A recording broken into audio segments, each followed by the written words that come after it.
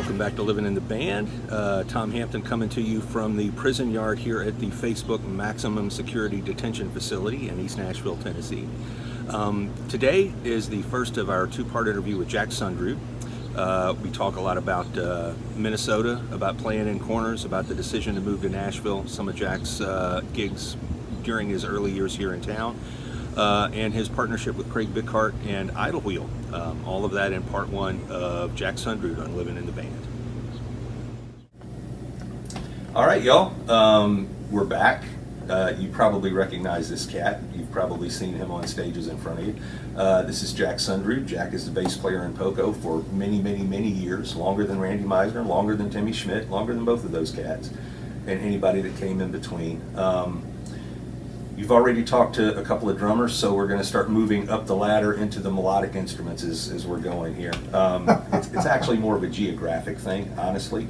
You know, everybody I've talked to so far has been in the neighborhood, which has been real convenient. Jack joined, your first stint with Poco started in 85? 1985, yeah. And then the reunion thing happened, and then you came back after that. I actually came back during that. Right, because Richie left. Richie left, and I took his place during the. Mm-hmm. He left after just like 3 weeks or something of the tour, Mm-hmm. and I finished off the tour playing guitar for that tour. For that tour. So, you're originally from Minnesota. I am.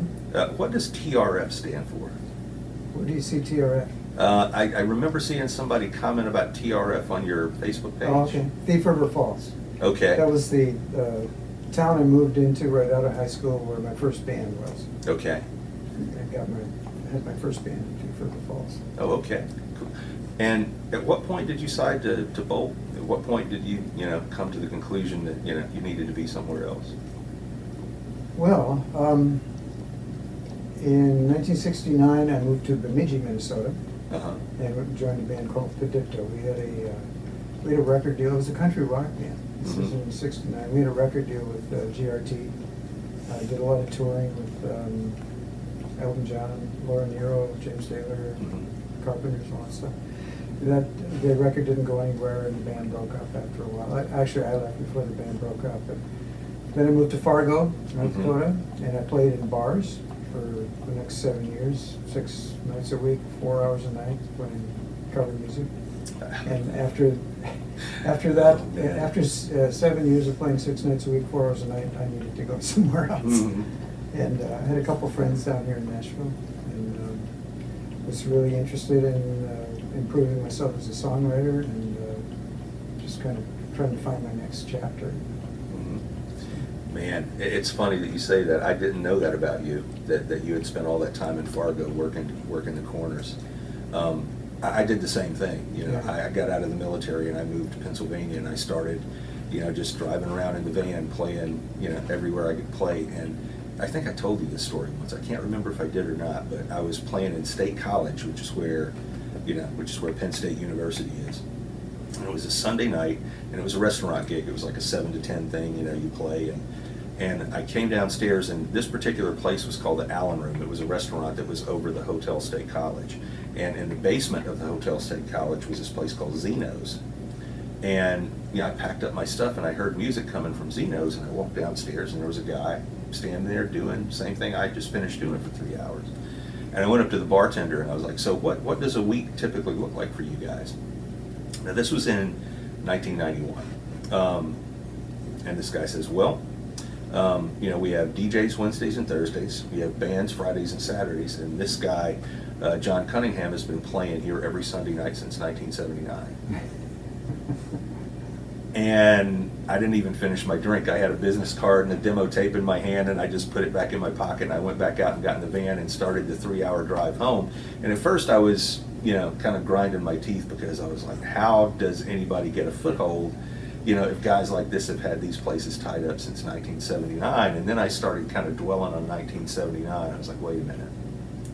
In 1979, I was 14 years old. Laverne and Shirley and Happy Days were still on Tuesday nights on ABC. I was in Mrs. Polk's English class, and the number one record that year, I think, was My Sharona by the Knack. And I just started thinking about how many years had elapsed since 1979, and I started feeling sorry for the guy. I was like, what is he doing wrong and what do I need to fix? And then it occurred to me that, you know, I probably need to start writing songs and I probably need to get out of here at some point. But, you know, some people never have that epiphany. They just grind away thinking that, you know, somebody's going to walk in and discover them. And, you know, you got to go where the music is. Right, and some people are happy where they are. You know? Sure. You know, work a regular job, play music on the weekends or whatever. Mm-hmm. Like, a lot of people that I play music with in Fargo are still doing it and doing it more part-time these days, but really Mm-hmm. enjoying it. You know, so. Sure.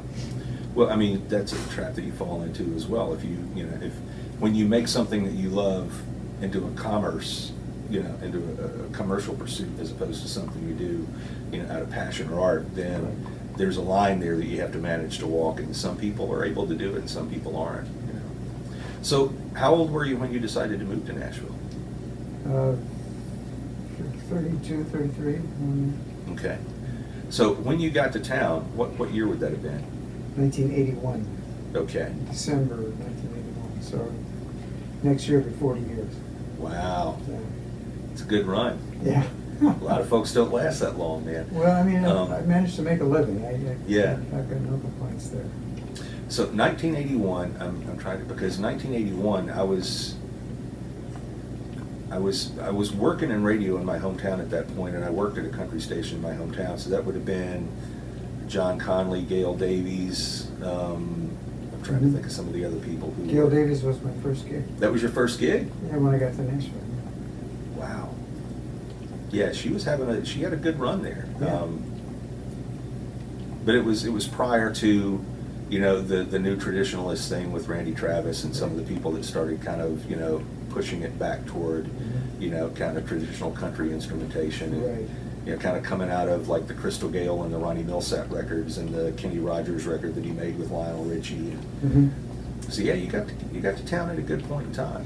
I think so, yeah. I mean, Gail was using like Leland Sklar and people like that to make her records here in Nashville.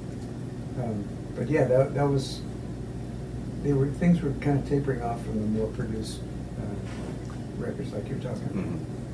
So I know that you had told me that you'd worked with, you know, you played with Vince for a little while, and I know that you played with Michael Johnson for a while. Yeah, there was a time there in the early 80s where I was playing with quite a few people. Nobody was working a lot, so I was able to kind of mix and match. You know. Mm-hmm. Played with Gail first, and then I worked with Vince after that. Mm-hmm. Dickie Betts, Nicolette Larson, Kathy Mattea, Gary Mm-hmm. Morris, Bobby Whitlock. Wow. Yeah, yeah, that was fun. I auditioned for and did a few gigs with him, and he called me up one day and said, "Okay, you got the gig. We're moving to Texas." Yeah. Okay.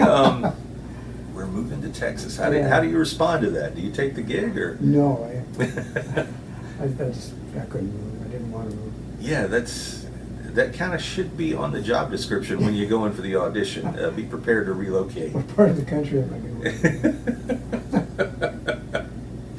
So, how did you make the initial Poco connection in 1985? Because at that point, you know, they're probably coming off of, you know, an Amarada and. Well, they had Rusty and Paul had a record deal with MCA here in Nashville, Mm-hmm. Jimmy Bowen. And so they came here. George Grantham rejoined at that time. He left Ricky Skaggs' band, I think, to reform Poco here. Mm-hmm. And they didn't have a bass player, so they held auditions. Okay. And that was at SIR then. And that's when I hooked up with them and got the gig. I don't remember exactly how I heard about the tryout. I was kind of in the loop at that time for those sort of things. Mm-hmm. So that would have been how I heard about the audition. So how long did that particular lineup last going into the Legacy era reunion? A couple of years, and we weren't working a lot. The record deal kind of fell apart. There was some to do between the management in Los Angeles and the label here, something got sideways and the record deal kind of evaporated. And I remember Paul telling me at one point that the record deal was contingent upon them using studio musicians to make the record, and they just wanted Paul to sing everything. Yeah, I don't remember exactly that, but I do remember them kind of saying that there can only be one lead singer. Mm-hmm. And of course, that's not Poco at all. That's right. Never has been, you know. Not from So day that, one. I'm sure, was a sticking point. There were a few Yeah. sticking points, and I'm sure that was one of them. We did for MC, they did a Christmas kind of a mixer of all their artists and stuff. We actually Mhm. recorded a Christmas song that is out there somewhere in the ether, or it's in a shed somewhere. Right. Yeah. Man. So about the time that the gears start turning to push the reunion thing that happened in '89, at what point does Great Plains become a thing? Well, yes, I guess it was around 87, 88. I started, I had been working with Michael Johnson. Mm-hmm. And at that time, Michael Johnson was having radio hits, and he had a band. We were on tour with Alabama, that kind of thing. Mm-hmm. And so he had a full band. Later on, we did a trio thing quite a bit, but at that time it was a full band. And Brent Mayer was producing. Michael Johnson produced his country radio records, Mm-hmm. country records. And so Brent came out to see the band a few times, and he liked Michael's band. And he wanted to produce a band. He didn't have a band. He had the Judds, he had Michael Johnson, he had a few other people, but Mhm. he wanted a band. He just wanted to work with a band. And he really liked Michael's band, so he approached us and asked if we would like to just cut a few things just to see where it went. And he had at the time a guy named Austin Cunningham. You may know him. I know the name. I don't Texas know. I've never songwriter, met a real talented guy. Anyway, he was the lead singer, songwriter of this band that Brent was putting together. I was playing bass. Michael Young, our drummer, was playing drums, and Russ Paul was playing guitar. Mhm. And then Austin Cunningham was guitar and lead vocals. And we recorded a few things like that, and Austin just decided that he wanted to do things, be a solo thing. He didn't want to be in a band at the time. So it was then that I had a few songs in the pile, and Brent told me, "I like your songs. Let's cut your song." Mm-hmm. So that was really the inception of Great Plains. We went in the studio with him and recorded a few things, and that kind of got the ball rolling. At the time, I was playing bass, and it was just the three of us when we first started. And after we recorded a few things, we realized that we were going to need another member. Mm-hmm. And I moved to guitar because I was writing the songs, and I play guitar like a songwriter, so Sure. some of that stuff needed to be there. Mhm. So I went to acoustic guitar, and we brought Denny down to Bixby and as Mhm. bass player. Now, I know that there are songs in the Great Plains catalog that you co-wrote with Craig Bighart. Yes. How early after moving to town did you and Craig form a relationship? Well, it wasn't until after the first Great Plains record. Really? Yeah, I hadn't met him yet. It wasn't until. Poor little buddy. Poor little buddy. Yeah, it was after the first Great Plains record. I was working as a staff writer for Brent, his publishing company, in Okay. between those two records. And when we started writing for the second record, that was about the time I met Craig. Okay. He was with Elmo Urban Music, and Diana Mayer, Brent's daughter, knew